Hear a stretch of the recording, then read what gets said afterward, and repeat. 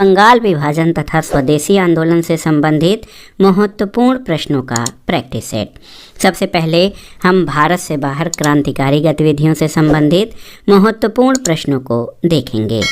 पहला प्रश्न है कि लंदन में इंडियन होम रूल सोसाइटी को प्रारंभ किसने किया था? ऑप्शन है एनी बेसेंट, बाल गंगाधर तिलक, एम.के. गांधी या श्यामजी कृष्ण वर्मा ने।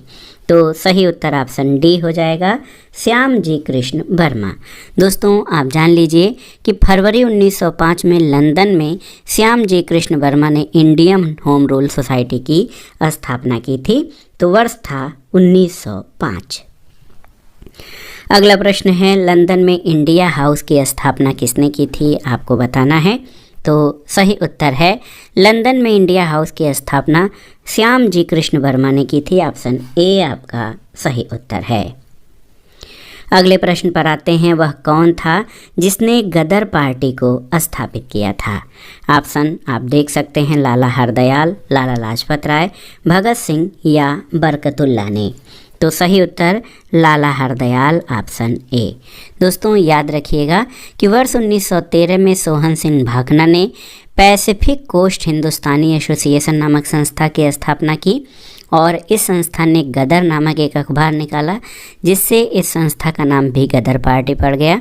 लाला हरदयाल इस संस्था के मनीषी पथ प्रदर्शक थे। चूँकि विकल्प में सोहन सिंह भाकना नहीं दिया गया है इसलिए विकल्प ए आपका सही उत्तर हो जाएगा। अगला प्रश्न है, गदर पार्टी की स्थापना किस वर्ष हुई थी? आपको बताना है। तो सही उत्तर 1913 यानी 1913 में। दोस्तों गदर पार्टी की स्थापना 1913 में हुई थी। ऑप्शन बी आपका सही उत्तर है। अगले प्रश्न पर आते हैं कि निम्नलिखित में से कौन गदर पार्टी का पहला सभापति है? लाला हरदयाल, सोहन सिंह भाकना, केसर सिंह या पंडित काशीराम। तो सही उत्तर ऑप्शन बी सोहन सिंह भाकना। दोस्तों गदर पार्टी पराधीन भारत को अंग्रेजों से स्वतंत्र कराने के उद्देश्य से बना एक संगठन था और गदर पार्टी के संस्थापक अध्यक्ष सरदार सोहन सिंह भाकना थे। अगला प्रश्न है, प्रथम विश्व युद्ध के दौरान सक्रिय होने वाले गदर क्रांतिकारियों का आधार स्थल क्या था? ऑप्शन देखिए, मध्य अमेरिका, उत्तरी अमेरिका, पश्चिमी अमेरिका या दक्षिणी अमेरिका। तो सही उत्तर पश्चिमी अमेरिका, ऑप्शन सी। देखिए प्रथम विश्व युद्ध के दौरान सक्रिय होने वाले गदर क्रांतिकारियों का आधार स्थल उत्तरी अमेरिका महाद्वीप का मुख्य देश संयुक्त राज्य अमेरिका का सैन फ्रांसिस्को नगर था और सैन फ्रांसिस्को संयुक्त राज्य अमेरिका के पश्चिमी भाग में स्थित है। अगला प्रश्न है, गदर पार्टी की स्थापना हुई थी कहाँ पर? तो आप जानते हैं कि गदर पार्टी की स्थापना संयुक्त राज्य अमेरिका में हुई थी। ऑप्शन डी आपका सही उत्तर है। गदर पार्टी की स्थापना अमेरिका में हुई थी। इसका मुख्यालय सैन फ्रांसिस्को में स्थित था। अगला प्रश्न है, निम्नांकित में से वह कौन व्यक्ति था जिसने विदेश में गणतंत्रात्मक सरकार की स्थापना की थी? देखिए महेंद्र प्रताप, सुभाष चंद्र बोस, रास बिहारी बोस या उपर्युक्त में से कोई नहीं। तो सही उत्तर महेंद्र प्रताप, ऑप्शन ए। दोस्तों राजा महेंद्र प्रताप ने अपने सहयोगी बरकतुल्ला के साथ प्रथम महायुद्ध के दौरान 1915 में काबुल अफगानिस्तान में भारत की प्रथम अस्थायी सरकार का गठन किया था। इसमें राजा महेंद्र प्रताप स्वयं राष्ट्रपति और बरकतुल्ला प्रधानमंत्री थे। इसे जर्मनी और रूस ने मान्यता भी दी थी। अगला प्रश्न है, प्रथम महायुद्ध के दौरान कहाँ पर भारत की एक अनंतिम सरकार बनी थी जिसके प्रेसिडेंट राजा महेंद्र प्रताप थे? ऑप्शन है अफगानिस्तान, जर्मनी, सिंगापुर या तुर्की। तो आप जानते हैं अफगानिस्तान में। दोस्तों प्रथम महायुद्ध के दौरान काबुल अफगानिस्तान में एक अनंतिम सरकार बनी थी जिसके प्रेसिडेंट राजा महेंद्र प्रताप थे। एक महत्वपूर्ण प्रश्न जो बार बार परीक्षाओं में पूछा गया है कि भारतीय क्रांति की माँ या भारतीय क्रांति की जननी किसे कहा जाता है? तो आप जान लीजिएगा भीकाजी रुस्तम कामा को। देखिए दोस्तों भीकाजी रुस्तम कामा क्रांतिकारी राष्ट्रवाद की समर्थक थीं। वो भारतीय क्रांति की माँ के रूप में विख्यात हैं। अगला प्रश्न है, निम्नलिखित में से किस महिला ने भारतीय तिरंगा सबसे पहले फहराया था? अरुणा आसफ अली, भीकाजी काम्या, दुर्गा भाभी या कमला देवी चट्टोपाध्याय ने? तो सही उत्तर भीकाजी कामा, ऑप्शन बी। दोस्तों याद रखिएगा, मैडम भीकाजी कामा ने वर्ष 1907 में स्टुटगार्ट जर्मनी की अंतर्राष्ट्रीय समाजवादी कांग्रेस में भाग लिया, जहां पर इन्होंने प्रथम भारतीय स्वाधीनता के ध्वज को फहराया था। अगला प्रश्न है, मैडम कामा ने 1907 में प्रथम तिरंगा ध्वज कहां पर फहराया था? लंदन, पेरिस, मॉस्को या स्टुटगार्ट? तो सही उत्तर स्टुटगार्ट जर्मनी में। दोस्तों याद रखिएगा, मैडम कामा ने भारतीय स्वतंत्रता का ध्वज 1907 में स्टुटगार्ट जर्मनी में फहराया था। अगला प्रश्न है, कामागाटा मारू क्या था?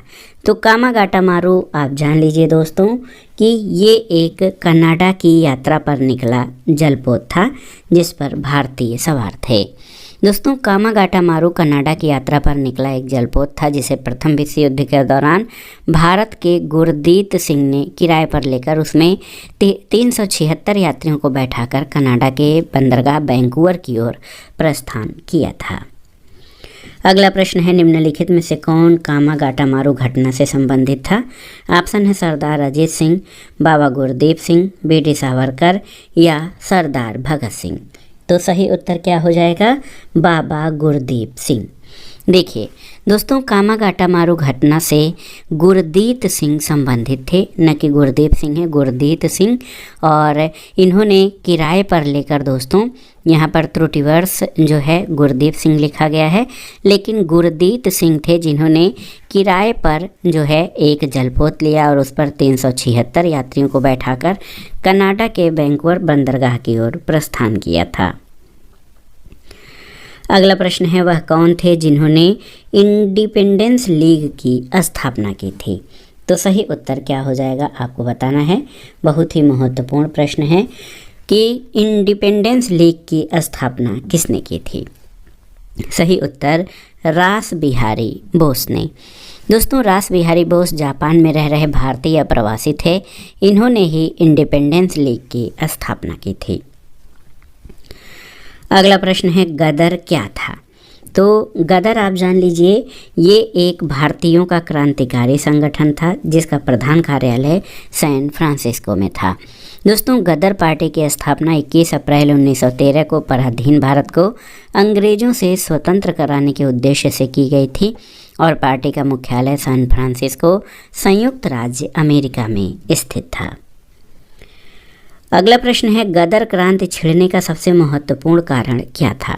ऑप्शन है लाला हरदयाल की गिरफ्तारी, कामागाटा मारू घटना, प्रथम महायुद्ध का शुरू होना या करतार सिंह सराभा को फांसी?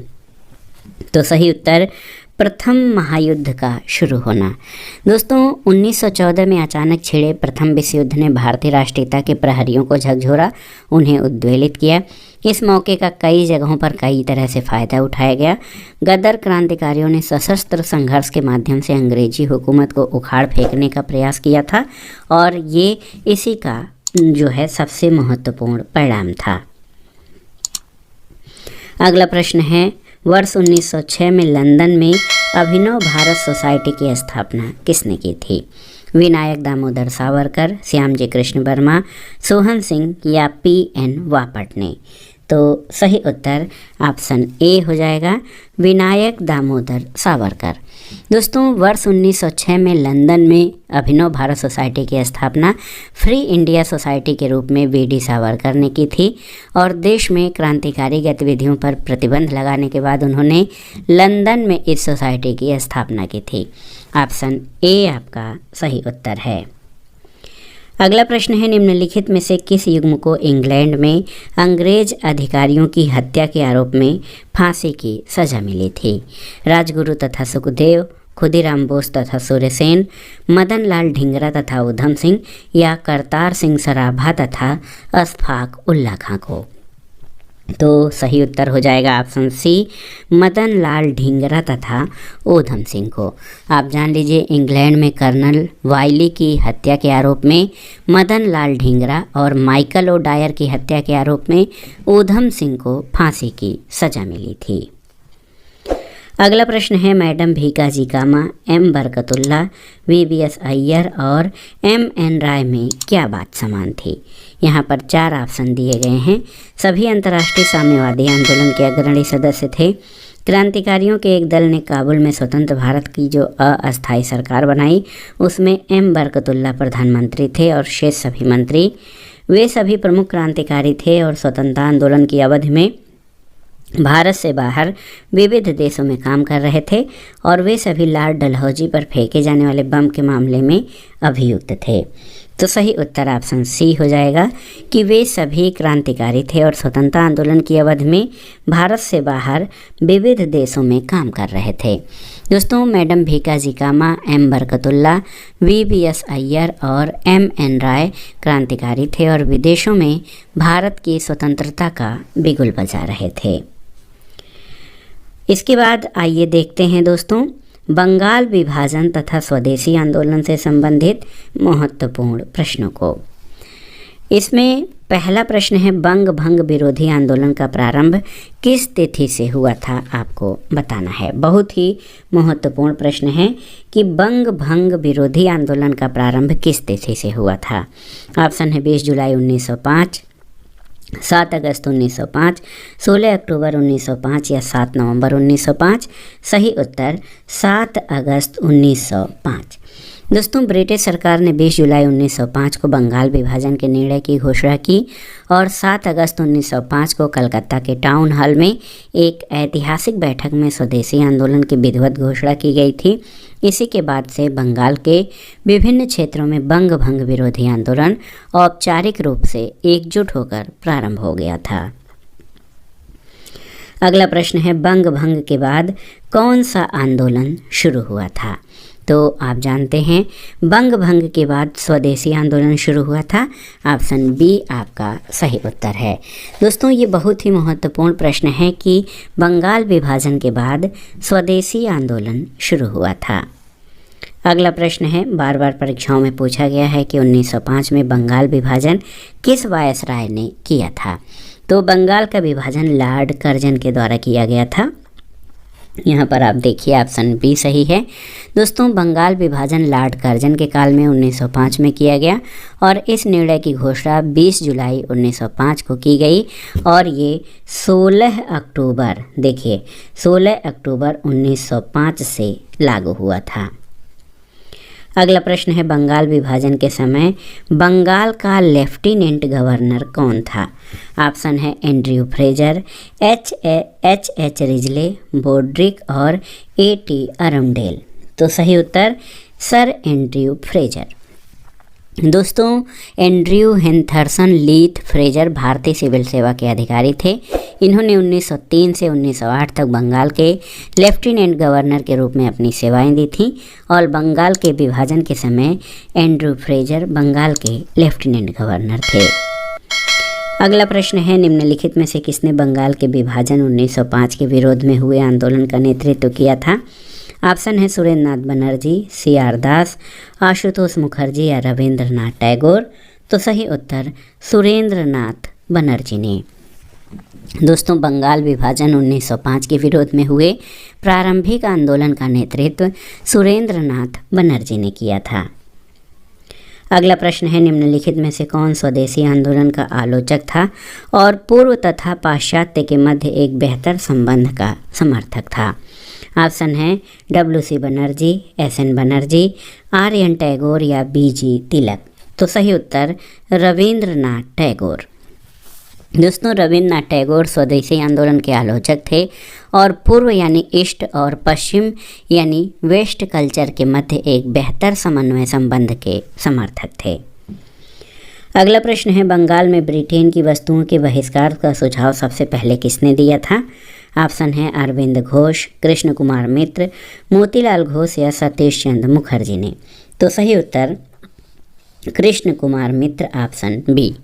दोस्तों, बंगाल में ब्रिटेन की वस्तुओं के बहिष्कार का सुझाव सबसे पहले एक बंगला पत्रिका संजीवनी के संपादक कृष्ण कुमार मित्र ने अपनी पत्रिका के माध्यम से 13 जुलाई 1905 के अंक में दिया था। अगला प्रश्न है ब्रिटिश वस्तुओं के बहिष्कार को राष्ट्रीय नीति के रूप में अपनाया गया था कब? 1899, 1901, 1903 या 1905 में? तो सही उत्तर 1905 में, याद रखिएगा।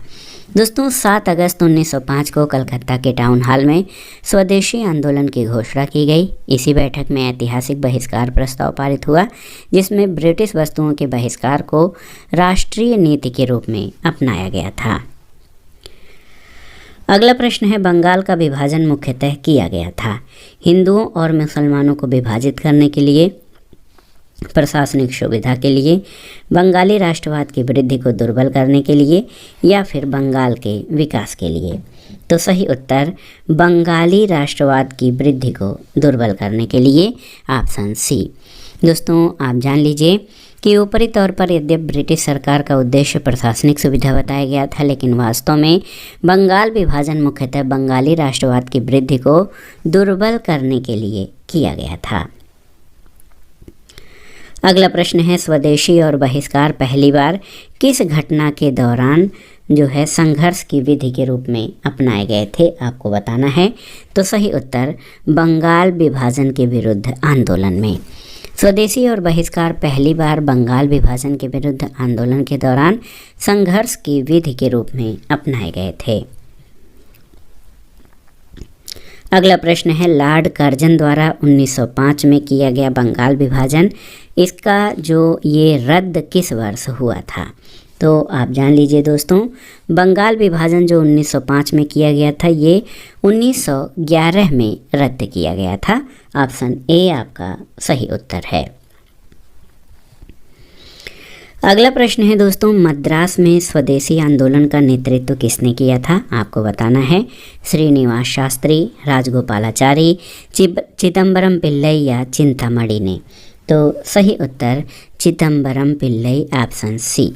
देखिए बंगाल से प्रारंभ हुए स्वदेशी आंदोलन का लोकमान्य तिलक ने सारे देश में विशेषकर मुंबई और पुणे में, अजीत सिंह और लाला लाजपत राय ने पंजाब और उत्तर प्रदेश में, सैयद हैदर रजा ने दिल्ली में और चिदम्बरम पिल्लई ने मद्रास प्रेसिडेंसी में नेतृत्व किया था। अगला प्रश्न है किसने स्वदेशी आंदोलन का नेतृत्व दिल्ली में किया था? आपको बताना है। तो ये प्रश्न बहुत ही महत्वपूर्ण है, आप जान लीजिए कि सैयद हैदर रजा ने। दोस्तों याद रखिएगा स्वदेशी आंदोलन का दिल्ली में नेतृत्व सैयद हैदर रजा के द्वारा किया गया था। अगला प्रश्न है निम्नांकित में से किस आंदोलन के दौरान वंदे मातरम भारतीय राष्ट्रीय आंदोलन का शीर्षक गीत बना था? स्वदेशी आंदोलन, चंपारण सत्याग्रह, रौलट कानून विरोधी आंदोलन या असहयोग आंदोलन? तो सही उत्तर आपका हो जाएगा स्वदेशी आंदोलन।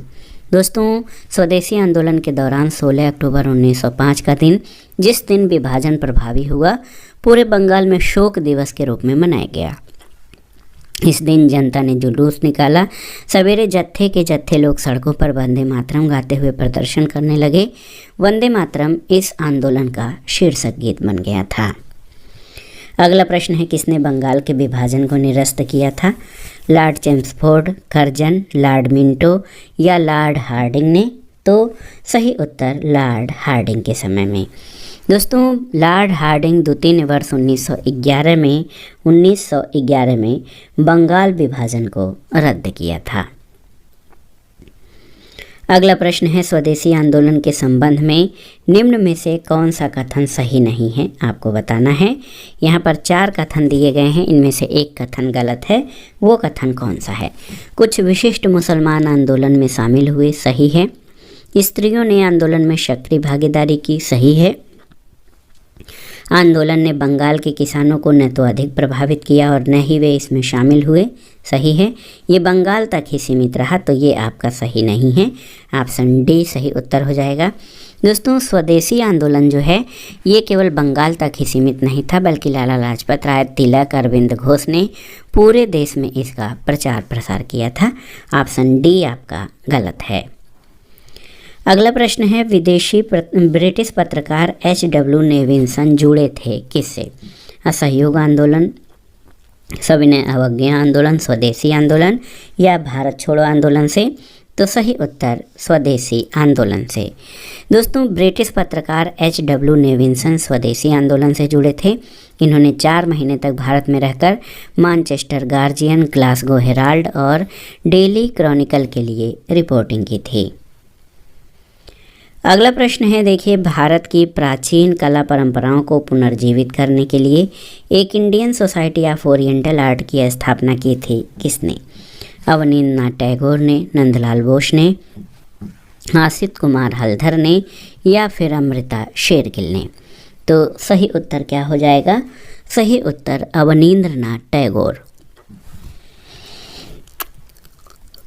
यहाँ पर आप देख सकते हैं दोस्तों कि राष्ट्रीय आंदोलन के बढ़ते प्रभाव के वातावरण में अवनींद्रनाथ टैगोर ने 1907 में अपने बड़े भाई गगनेंद्र नाथ के साथ मिलकर Indian society of oriental art की स्थापना की, जिसके द्वारा प्राच्य कला मूल्यों का पुनर्जीवन और आधुनिक भारतीय कला में नई चेतना जागृत हुई थी।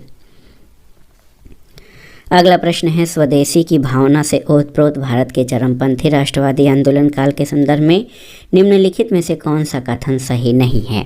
तो यहाँ पर देखिए 4 कथन हैं, इनमें से एक कथन गलत है। लियाकत हुसैन ने बारिसाल के मुस्लिम किसानों के आंदोलन में उनका नेतृत्व किया, तो ये आपका गलत कथन है। 1998 में राष्ट्रीय शिक्षा योजना की सतीश चंद्र मुखर्जी द्वारा तैयार की गई, बिल्कुल सही है। बंगाल नेशनल कॉलेज की स्थापना 1906 में हुई, जिसके प्रधानाचार्य अरविंद घोष थे, सही है। टैगोर ने आत्मशक्ति की उपासना का उपदेश दिया, जिसका मुख्य उद्देश्य गांव का सामाजिक और आर्थिक पुनरुद्धार करना था, सही है। तो यहाँ पर कथन 1 जो है ये आपका सही नहीं है। बारिसाल के मुस्लिम किसानों के आंदोलन में उनका नेतृत्व अश्वनी कुमार दत्त ने किया था। अगला प्रश्न और आज के वीडियो का आखिरी प्रश्न आप देख सकते हैं दोस्तों कि स्वदेशी आंदोलन के संदर्भ में निम्नलिखित कथनों पर विचार कीजिए। यहाँ पर 2 कथन दिए गए हैं, इसमें से आपको बताना है कि कौन सा कथन जो है सही है कूट के आधार पर। पहला है कि इसने देसी शिल्पकारों के कौशल और उद्योगों को पुनर्जीवित करने में योगदान दिया, बिल्कुल सही है। और दूसरा कथन है स्वदेशी आंदोलन के एक अवयव के रूप में राष्ट्रीय शिक्षा परिषद की स्थापना हुई।